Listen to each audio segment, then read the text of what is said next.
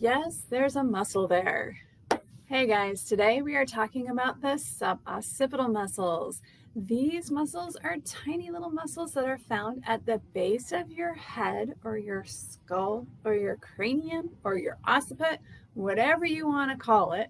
But they're muscles that are found at the base of the skull that help to hold your head onto the rest of your spine.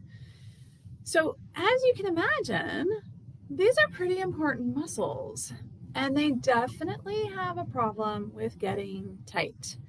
They don't tend to be weak. People get concerned about their muscles actually being weak. Most of the time with the suboccipitals, we find that they're not actually weak. They're just really tight. And what's the difference? So if you have a tight muscle, so muscle fibers slide on each other, right? In and out, in and out. So if you have a muscle that is tight, it means that the fibers have slid to their max capacity on each other. So then you say, oh, muscle, I need you to contract. And they're like, I'm giving it all I got, Captain. I can't do anymore, right?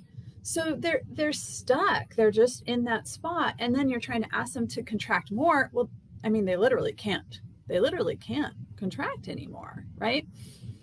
The other thing is that muscles are, they're kind of dumb, right? All they can do is contract and relax. And so if you have any pain or they sense any pain, they just do that contraction. They just maximally contract and they just stay there because that's the only solution that they have to the problem. There's pain, muscles contract. And they stay contracted because they're like, this is all I can do. That's all I know how to do. So it's really, really important to understand, especially with the suboccipitals. With every muscle, but literally with the suboccipitals, it is so important to understand why are they staying tight? Why are they staying contracted? Is there something outside of them that's causing pain? Or are you sitting with a forward head so that they're trying to hold your head on top of your spine? Because if you're sitting like this all day, those muscles are going to be working really hard to try to pull the head back on top of the spine. Does that make sense? Yeah. So that can definitely be an issue as well, that they will be working hard to keep your head on top of your spine because that's where it's supposed to be.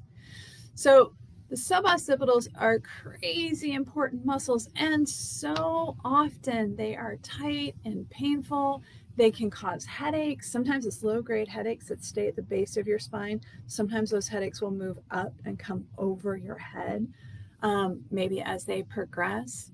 It can cause a lot of pain and stiffness. And then when those muscles get tight and stiff and they lose their, flexibility, then it causes compression of the joints. When you get compression of the joints, you get more pain. Sometimes you get nerve stuff even that goes down into the arms or into the hands because the muscle's tight, causing the joints to compress, causing the nerves to be painful.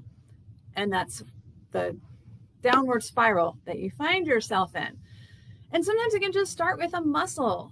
So yes, there's a muscle there at the base of your neck. There's actually multiple ones. We group them together and we call them the suboccipitals because, trying to talk about their different names, it's just not worth it. We just call them the suboccipitals. They, in general, work together to keep your head on top of your spine. And so we put them in a group and we just talk about them that way. It just makes it easier. But if your suboccipitals are having problems, they're either too tight or they're painful, either way, they're going to have that max contraction of the muscle fibers, and then you're stuck because you got nowhere else to go. So we got to get those muscles moving normally, right? Where they can contract and relax and contract and relax. And that will help to decrease the tension on the joints as well, and any nerves or anything like that might be getting compressed from that muscle tension. So yes, there's a muscle there at the base of your neck. It is super, super important, not only for neck pain, but also potentially for headaches, also potentially for numbness and tingling in your hands. So I hope that's helpful, and I look forward to seeing you guys next week and talking more about your muscles. Have a good week, guys.